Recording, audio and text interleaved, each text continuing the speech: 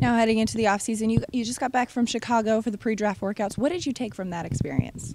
It's always different. I think this year a lot of it has to do with the interviews. We feel like there's a lot of comparable players, from the early 20s on down into the mid 30s where we're picking.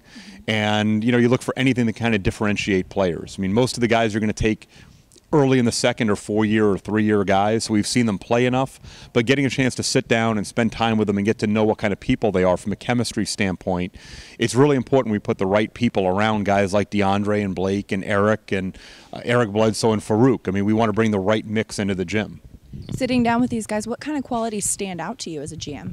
Character is really important. How they were with their teammates, how they were with their coaches, what their family situation is like, what they like to do off the court, their style of play. Were they team first guys or me first guys? And, all that stuff comes out in interviews. And, most of the time you're asking questions you already know the answer to, and you want to see if the guys will be honest and transparent with you. Now, you've brought a few guys in here for some workouts so far. What have you seen from these workouts, and what's the goal out of these? The goal out of these is to kind of see guys up close. College basketball is a little different. You have guys that play multiple positions. We're a little more position specific up here. So there's different skill sets guys may use to help win a college basketball game.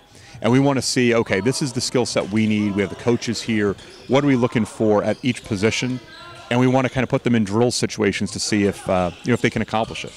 Taking a guy who's played a certain position in college and saying, okay, well, I think he would fit this other position in the league. How do you gauge if it's possible to transfer that? Well, and that's where you look at the versatility. Last year we did that with Farouk and we did it with Bledsoe. We took, a college 2 and we were trying to make him into a 1, and we took a college 4 and made him into a 3. But they both exhibited the skills you need for those positions and the feel you need at those positions. And, from a size to skill ratio, they both had outstanding characteristics, and that's why we did it. The issue really is if you're a one-position player in college, you're probably going to be a one-position player up here.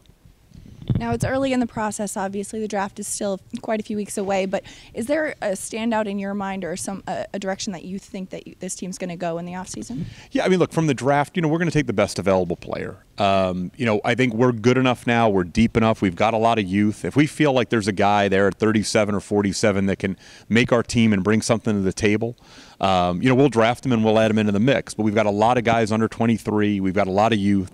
So unless it's going to be a guy who can contribute in practice, on the court, drive the other guys to be better.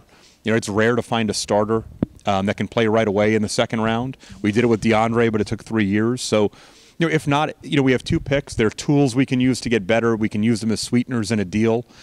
We can move them forward to get other picks. There's European players this year that have high value. They may not be able to come over right away. So, we can basically kind of sit back and let the draft come to us and, and see who slips through the cracks. And besides the draft, also approaching free agency, is there a plan or a trick up your sleeve with that? Yeah, there is. Look, the first domino is we work as hard as possible right now between now and June 30th to make sure that we've improved the roster. Now, not everyone's on our time frame, and you try and drive the market as hard as you can, and you accelerate the process. But what you don't want to do is do a bad deal today just to say you have a bird in the hand.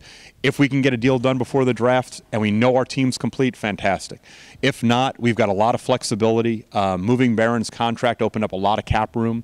We got $15 million in cap room. And to be honest with you, we're a team that, with 32 wins last year, we lost a lot of double-digit leads in the second half because we ran out from a depth standpoint.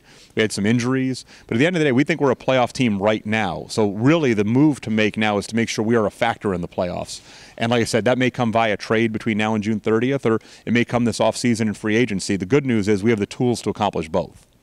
Thank you so much for taking the time. Okay. With Neil Olshey, Vice President of Basketball Operations, I'm Madelyn Burke for LAC TV.